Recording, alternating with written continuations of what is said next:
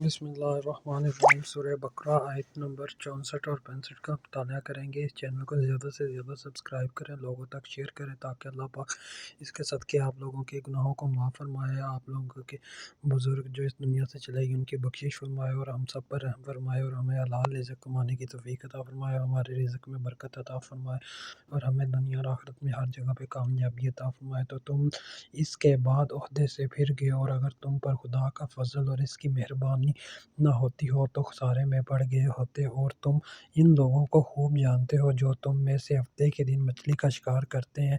میں حد سے تجاوز کر گئے تھے تو ہم نے کہا کہ ذلیل و خوار بند ہو جاؤ گے۔ سبت یعنی ہفتے کے دن یہودیوں کو مچھلی کا شکار بلکہ کوئی بھی دنیاوی کام کرنے سے منع کیا گیا تھا، لیکن انہوں نے ایک حلیہ اختیار کر کے حکم الہی تجاوز کیا اور ہفتے والے بطور امتحان مچھلیاں زیادہ آتی تو انہوں نے گڑھے کھودے لیے تاکہ مچھلیاں ان میں پھنسی رہیں، اور پھر اتوار والے دن ان کو پکڑ لیتے تھے۔